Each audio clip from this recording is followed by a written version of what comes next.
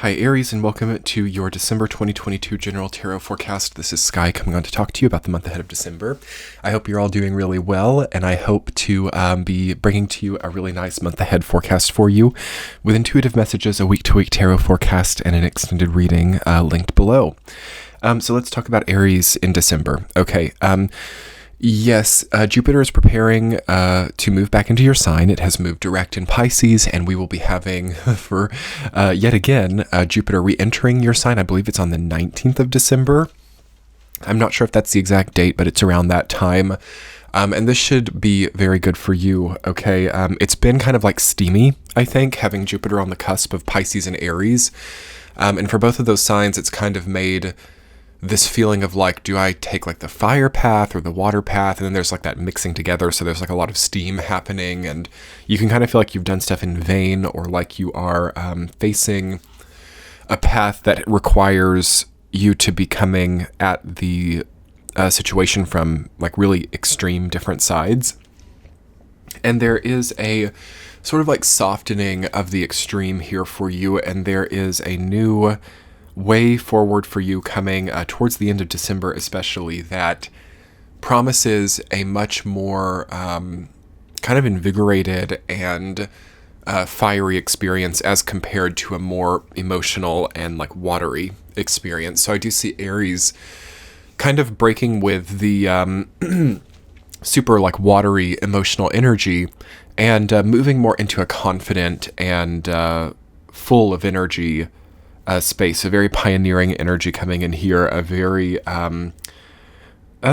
nonetheless emotionally significant energy coming in as well. Of course, we still have Chiron in your sign, and there's just been a lot of weight there, hasn't there? You know, with Jupiter having been in Aries, retrograding back into Pisces, and then back into Aries, having Chiron there, you are really one of the main signs concerned with the way that we expand as a result of emotional difficulty, what it means to have loss and release, what that means for what we then gain or what we then face because of that loss and release. And here in December, you have a different path opening up for you, and you also have, I think, a lot of people who have been maybe using you, or who have been like taking from your energy unfairly, going away as well. The Five of Cups and the Seven of Swords and the Three of Cups and the Moon, like not knowing someone's intentions over you, not knowing who someone is in your life experience,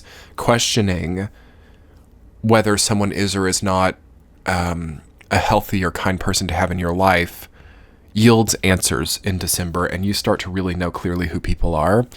And based on that information, you have a lot more understanding of yourself too, and what you needed, and also maybe how you maybe were acting in maybe an unconscious way around other people, and then how they did that too. So you have a very like coming to consciousness moment here, like waking up from a sleep, waking up, coming to life, coming into your own, the World and the Judgment card. Let's just go ahead and get into this week to week. First week, the World, we're done with the Judgment card. That is huge. Okay, so you come out of November, and you have this double major arcana moment where there is such a strong ending coming up here, and waking up at the same time. So it's like not getting that much sleep, and maybe some of you are having to really get a lot done without a lot of sleep. But also, I think that it symbolizes a greater time of maybe having been asleep, or a greater time of not having necessarily been awake to the greater significance of what you needed in your life before. So finally waking up to who you are and your true essence is a big part of December for you and for a lot of other signs. So having like these clues, or having these aspects of you that you might have forgotten about, that might also be completely unknown to you so far, come alive and come awake during the first week, and it helps you to walk away from what you don't need anymore. The World always represents an ending. The World it's the last card in the major arcana. So it's the last major battle for some people. It's like the apex, the high point of something. And it means that there's something that we have to descend, or something that we have to step away from. And with the Judgment card with it as well, it's like as you step away or as you relinquish, you wake up to something directly after. And I like that. I like the Judgment card for you a lot because I do think that a lot of Aries have been having to navigate some type of unconscious field or some type of unconscious symbolism. Okay, so having to operate through symbolism, and then also being around people or being in spaces, being in zones almost, where there's kind of an unconscious or even like parasitic or it's not even quite what it's like. It's almost just like being called to be in places where people have lost themselves or people have lost their morals or their well-being, and you have to be that light, or you have to be that reminder. And I think that that chapter is ending for you now, and you're actually able to move into a path that has slightly more like real electric activation. So there's not like a dull point, or there's not like the same neutral sort of unenergetic or lacking in momentum zone, as it feels that you've left that and you wake up to a better path forward. So week number 2, the 5 of Cups rooted down by the moon. So there's like this, there's this healing period or this fallout period as you move away from that, where you realize, okay, so there maybe was a lot of time spent helping people or committing to people or contributing energy to spaces, groups, or people that never had anything to give back or never could offer anything or never could be something beyond what it then was. And we have to not like get mad at ourselves about it, right? We have to not like get obsessed over what we don't have and like freak out about it, because then we keep continuing that cycle and we keep continuing that momentum. Again, with the moon, there can be this like romanticization of like not having it or of not being where we need to be. And you have a big wake up that starts in the 3rd week with the 7 of Swords rooted down by the 3 of Cups about like people and your relationships with people and the way that those are changing, the way that you can now identify when people are not really out for your best interest, but they're out for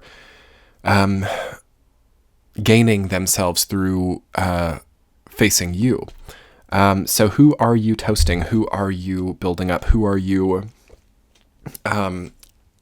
connecting and contributing to? And how can we see like a new momentum within your connecting points? So there's something stale about connecting points for Aries. When I say connecting point in this context, I mean like the people, the relationships, even the structures that you are connecting your time to and creating some type of result or outcome from. That feels a bit stale to me, and it feels like a bit too precedented, and it feels to me to be too tied to the pre-2020 context. And it's important to start to create a new space for yourself where you establish a better parameter, or you establish a better base of personal morals, ethics, and principles that start to establish a safer space for you. So we have to not be willing to exploit ourselves. You know, we have to not be willing to be okay with it. And thank God for years like 2021 and 2022, where the universe did not let us feel comfortable in things that weren't good for us. You know, like try to not get discouraged by the discomfort. Let the discomfort really be that nice universal message of things not being right. And thank goodness we know things aren't right when they're not right. You know, that's kind of the feeling to me in the 3rd week for you. Try to not get upset that things aren't right. Try to not get mad that things aren't right. Try to like really see that as like, wow, look at my sophisticated, pineal gland. I don't feel good about things that aren't right for me. I don't trust in things that aren't trustworthy. I don't expect things from people that they aren't capable of giving. Okay. I'm not projecting so much on people anymore as well, and expecting for other people to have the ideas that I have, or expecting for other people to have the same like comprehension of a certain path that I do. So there's this like division between yourself and then also like what you expect from other people and then what they do with you. So the way that you connect, right? Truly like relationship evolutions coming in for you here. And then in the 4th week, of course, you have the Ace of Pentacles rooted down by the Knight of Swords. How joyful it is to finish a year like 2022. Okay, it's been a hard year for everybody. It's been a year that a lot of people have really invested a lot of time, money, and energy into different structures in their life. And I think that it will give you fruit for a long time. For a lot of the signs, there's like a lot that they can still work with that they gained here. And you are able to really see what that is here, like what you've invested, and then also what that's saying back to you, like what you've given to another person, what you've given to yourself, and what that's now allowing or now giving possibility through now is really cool to see. I think that a lot of you are going to get something back, or you're going to get some type of reward. You're going to get some type of energy as well, like Knight of Swords, like feeling really purposeful, feeling like you want to blaze a trail, feeling like you want to kind of just overcome some of this stuff, you know, that has been really like too psychological in nature. There's a strong want to just like move on, you know, and to not request certain situations be what they can't, but rather to angle yourself towards what it is that you actually want, and to get a clear idea of what that is and how that is connected to.